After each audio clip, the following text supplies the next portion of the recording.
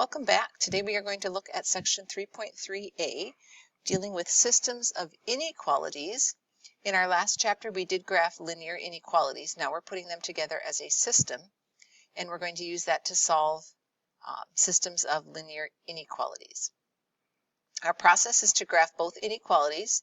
We have to remember the solid versus dashed lines and that shading is involved. And then what we're looking for is the double shaded region, the part where they overlap. And we want to darken that in to show clearly that it is the solution region. So all points in that double shaded region are solutions to our system. So when we shade the initial equations, we want to shade lightly so that we can darken in that final area. All right, let's look at our first examples here. All of them are in slope-intercept form, so we can graph them that way. All right, so the first one here, y is greater than 2x minus 1. We're going to start at -1 for our y-intercept and do a slope of 2. So rise 2, run 1. And remember, we can go down 2 and to the left 1 as well to get that line. We want a pretty accurate line here. Because there's no equal sign, this will be dotted for the top one. So we'll go ahead and draw a dotted line through that. Arrows on the end. And then we want y to be greater than that, so we would be shading above that line. So we're shading this section over here.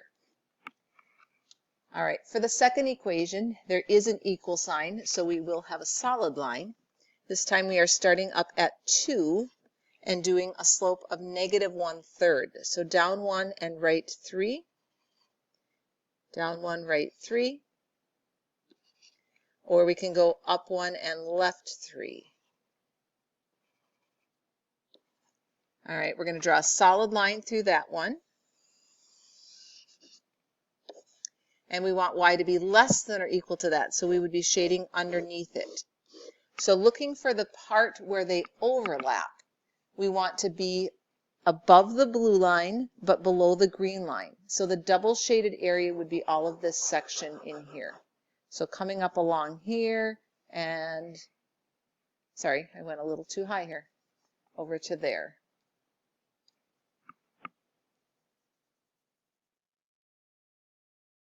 Okay, so under the green and above the blue. For our second one here, y is greater than or equal to -3x plus 4. So we're going to start at 4 and do a -3 slope. So down 3 and right 1. Or up 3 and back 1. And this one will be a solid line again because of the equal sign. And we want y to be greater than that, so we are shading above the blue. All right, our second one, because there is no equal sign, will be dotted. We're going to start here at -6 for our y-intercept. And we're going to do a slope of 5 halves, so up 1, 2, 3, 4, 5, and right 2.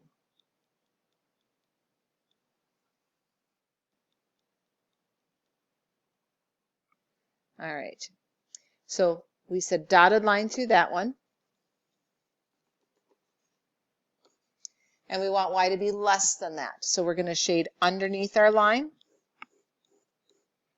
So again, our overlapping section that we want to darken in is above blue but below green. So we're going to come along this dotted line here and then follow along that. So all of the stuff in this region would be our final solution. Now we can always test a point in that shaded region and check to see that it does work. For example, let's say we check the point 6, 0. Okay, it's in my double shaded area. If I put a 6 in for x and a 0 in for y, it should work in both statements.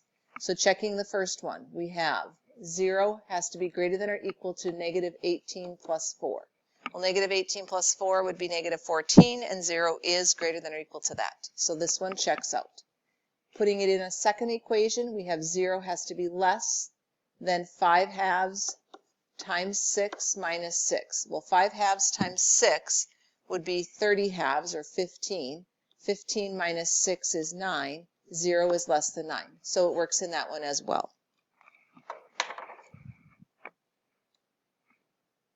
All right, for this next example, the first equation is in slope-intercept form, so we'll go ahead and graph it that way. The second one is in standard form, so we can either graph with intercepts or we can convert that into slope-intercept form. Let's start with our first one. Y is greater than or equal to x minus 4. So we're going to start at negative 4, and we're just doing a slope of 1. So up 1, right 1. There is an equal sign, so we're going to go ahead and put a solid line through all of these dots. And we want y to be greater than that, so we are shading all of this area above that line. All right, our second one we'll make green. Let's go ahead and solve for y. We can subtract the 2x over. So we're going to start at 3 and do a slope that's negative 2. So down 2 and right 1.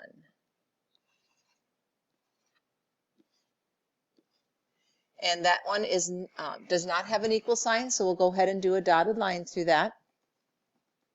Now remember, a dotted line means we're getting really close to the points on that line, but we're not actually on the line. If it's a solid line, those points would be included. So now we want y to be greater than that, so we're shading above the line. So again, the overlapping section would be above green and above blue. So we're looking at this little chunk right in here.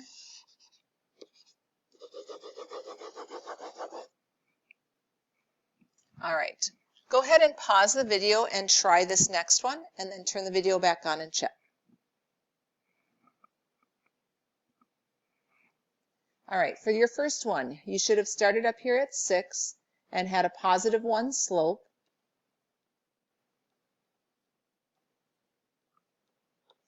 And there should be a solid line through that,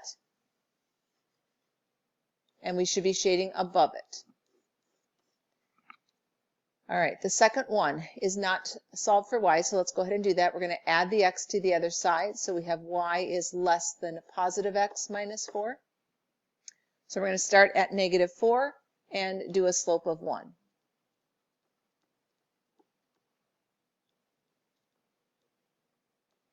This time we want a dotted line through that, since there is no equal sign on it. And we want y to be less than that, so we're down here. Now notice for both of these equations, our slope was 1, which means we have parallel lines. And since their shading is going outside, there is no overlapping region, so we would say there's no solution to this system. There's no section of my graph where they overlap.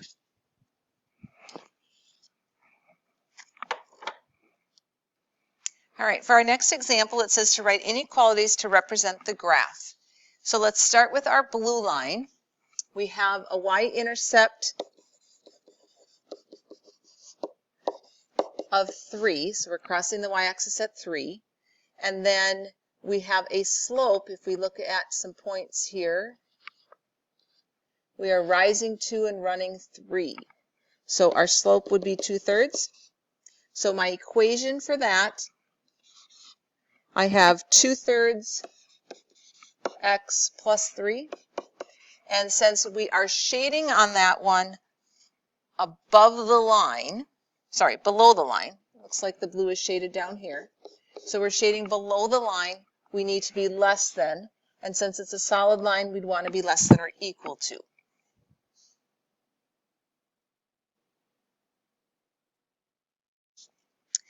For our second one, for the red one, it is a dotted line, so we know that we're going to have no equal sign. It looks to be shaded above the line, so we want to be greater than. And then the slope for this one, we are touching here. Where else do we see a point?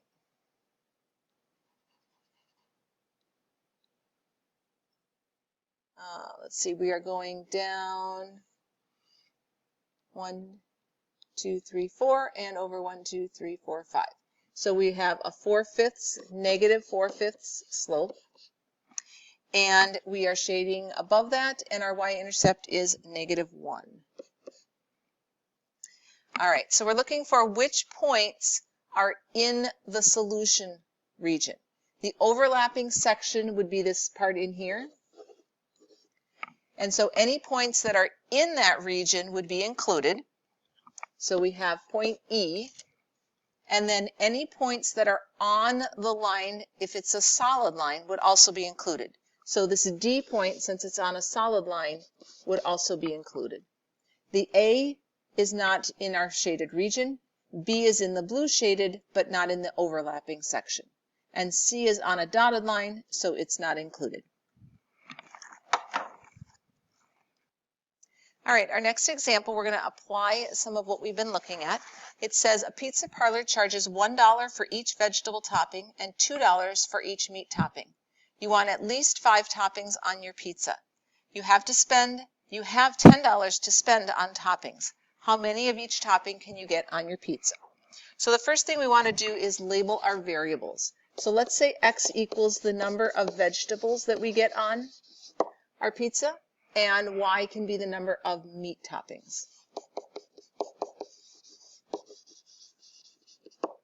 All right.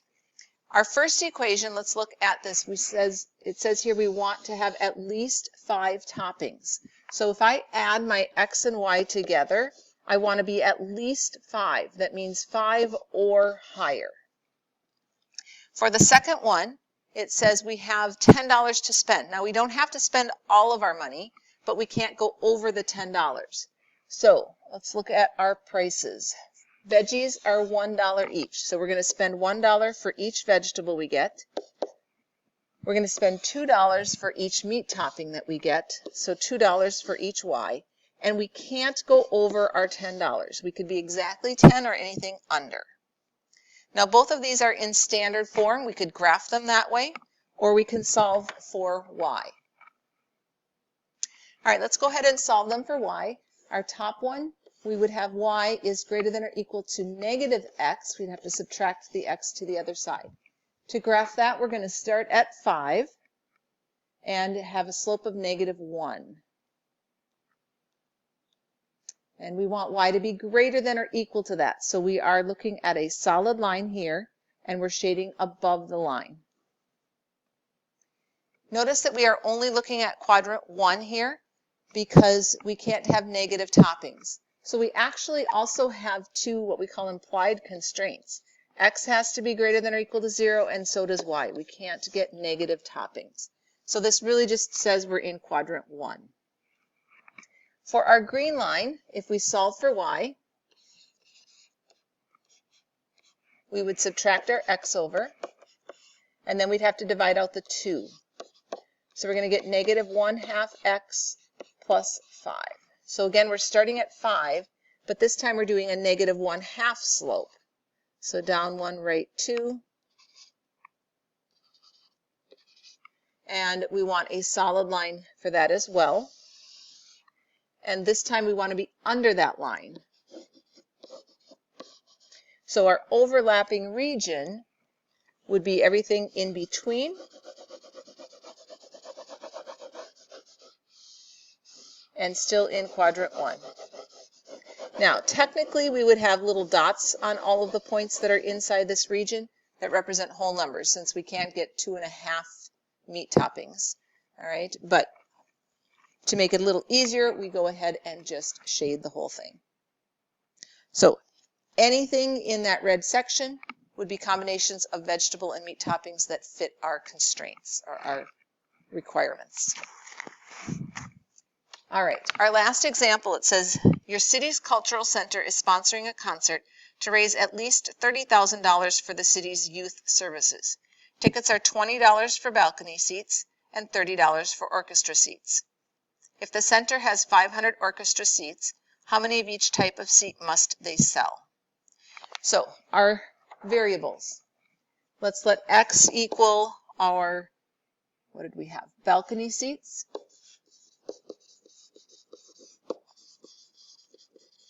So x would be the number of balcony seats, y can be the number of orchestra seats.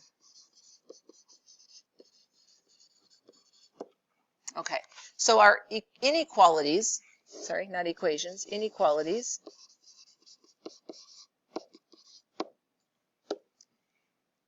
we are told that our balcony seats are $20. So for every X, we have to spend $20. Our orchestra seats are $30, so we're going to spend $30 for each of our Y values. And we want to raise $30,000. And it says at least $30,000.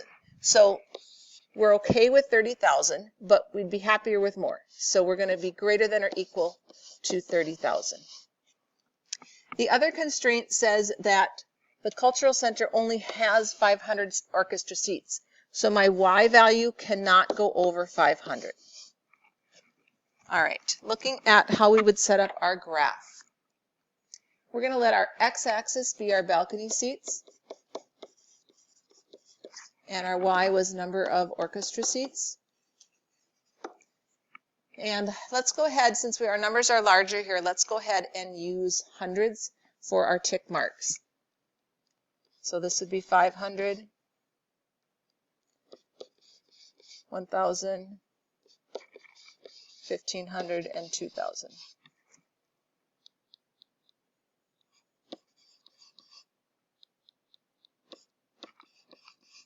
Okay, so our red graph is actually going to be really easy. We want Y to be less than or equal to 500.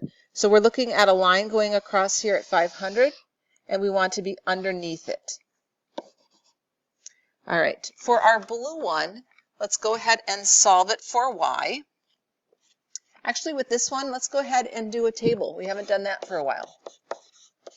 So if we put 0 in for our Y value, we have 20x equals 30,000. When we divide out the 20, we've got 1,500 for x. And if we put a 0 in for x, we have 30y equaling 3,000. And when we divide out the 30, we've got y equals 1,000.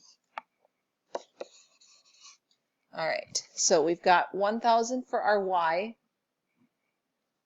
intercept and 1,500 for our x-intercept. There's an equal sign, so we're going to have a solid line through that.